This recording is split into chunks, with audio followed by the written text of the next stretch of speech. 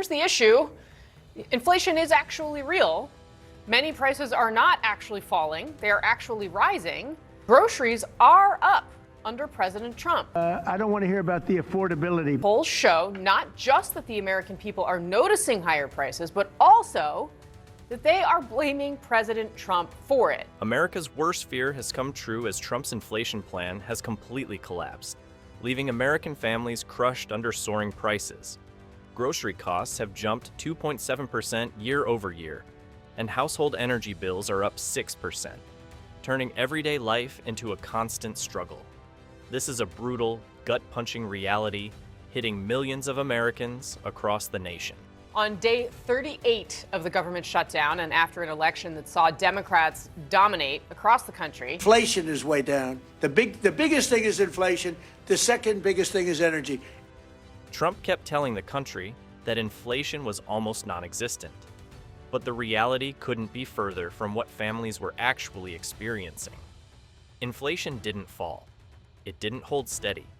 Instead, it accelerated for 5 straight months, pushing Americans into a corner they never asked to be in, creating financial stress at the grocery store, the gas pump, and in utility bills. 59% of Americans blame President Trump either a great amount or a good amount for the current rate of inflation.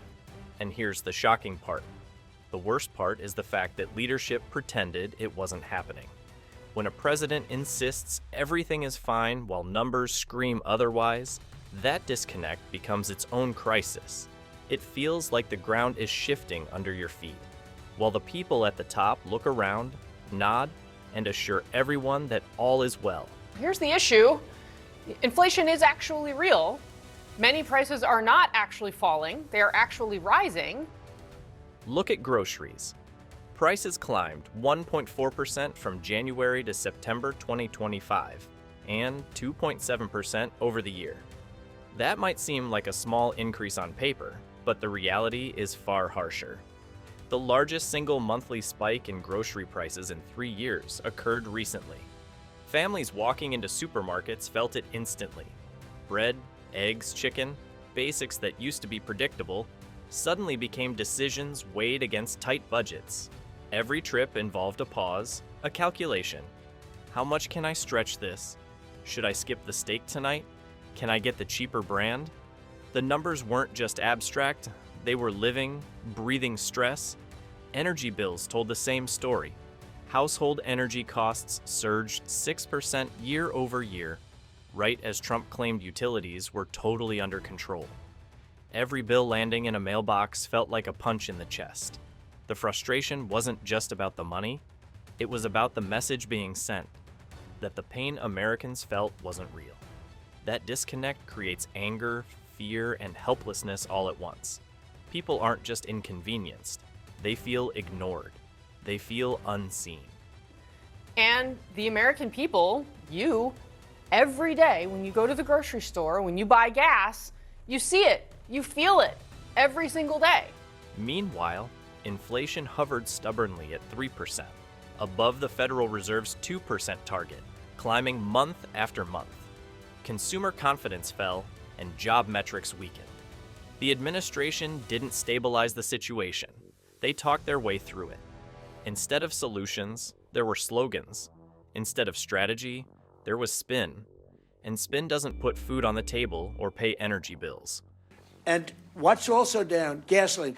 Also, the biggest thing is inflation, and it's way down. The reason I don't want to talk about affordability is because everybody knows that it's far less expensive under Trump than it was under sleepy Joe Biden. The collapse didn't happen in one dramatic moment. It crept in quietly, a slow-motion meltdown. The plan failed because the forces behind inflation were never taken seriously. Supply chains remained fragile, energy markets unstable, and no one pushed for long-term resilience. America walked straight into a perfect storm with no umbrella, no backup plan, and no acknowledgement that the storm was even coming. Global pressures only made things worse. Europe slipped deeper into recession, while China tightened its grip on industrial production and raw materials. Prices for everything, from metals to electronics, climbed relentlessly. Instead of preparing for these realities, the administration looked away.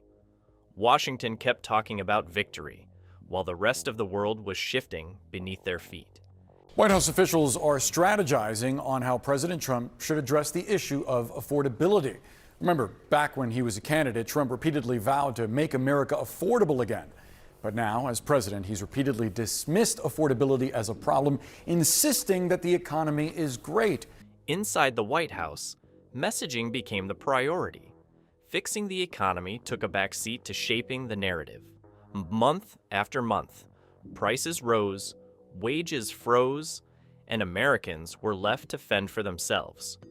Retailers noticed the instability and hedged against it. Grocery prices rose preemptively, energy companies passed on costs, and households absorbed the shock. The gap between what people experienced and what they were told widened every day. According to the Bureau of Labor Statistics, in September, the annual inflation rate rose to 3%. Driving that increase, gas prices, which rose more than 4% from August. Grocery shopping became an economic workout. And when September 2025 brought the largest single monthly spike in grocery prices in 3 years, it shattered the illusion of stability. Leadership's denial only worsened the emotional toll. People didn't just notice the prices, they felt them everywhere, and frustration quickly turned into anger. Natural gas prices bounced unpredictably, refineries struggled, and electricity providers passed on every extra cent. Europe's energy crisis pushed prices higher, and climate-driven events, heat waves, cold snaps, unpredictable storms, made seasonal peaks spike even more. Energy inflation became a stealth force, quietly squeezing households month after month.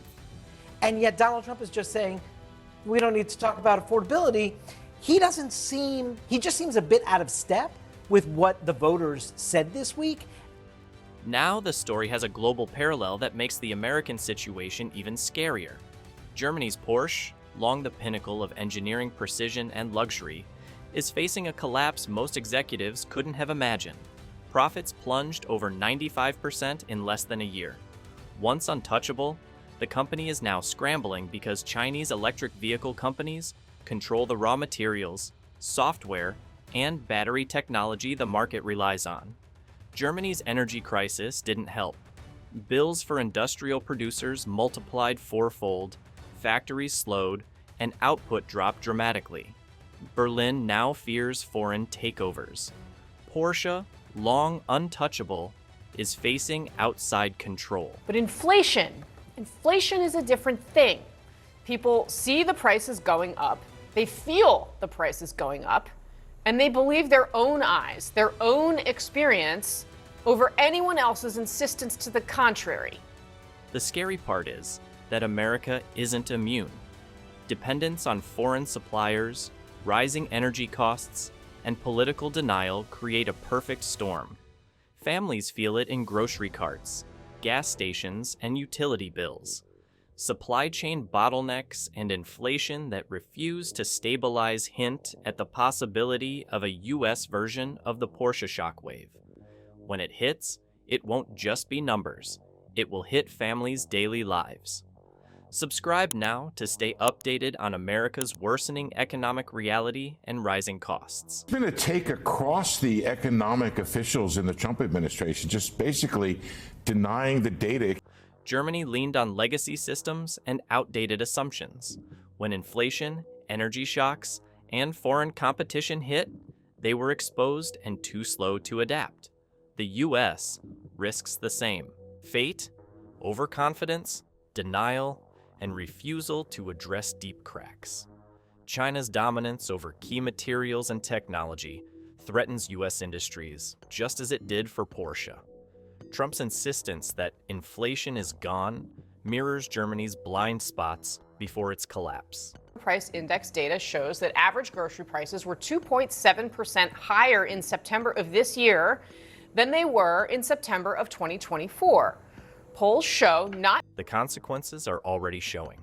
Inflation continues climbing month after month. Consumer confidence falls, spending slows, jobs are cut, and companies reduce production. This feeds a vicious spiral, echoing the Porsche scenario: quiet closures, layoffs, and foreign leverage. The U.S. still has a chance to act, but only if denial stops being the policy. Just that the American people are noticing higher prices, but also that they are blaming President Trump for it. And the collapse isn't coming. It's already here. Inflation has accelerated for 5 consecutive months. Grocery and energy prices rise relentlessly. The administration hasn't implemented a corrective policy, only messaging and distraction. Americans feel it daily. Industries thought to be invincible face pressure from global forces, internal cracks, and systemic vulnerabilities. This isn't about politics.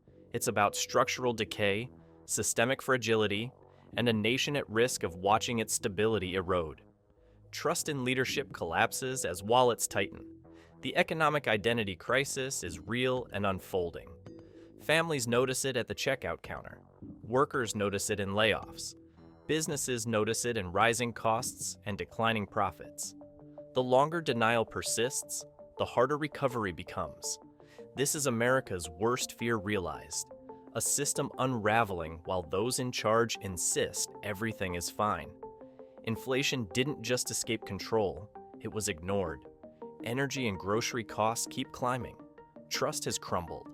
The slow-motion economic collapse that some warned about is happening now, quietly reshaping the lives of millions. It's not hypothetical, it's real. The question isn't if Americans will feel it, it's how deeply and how soon.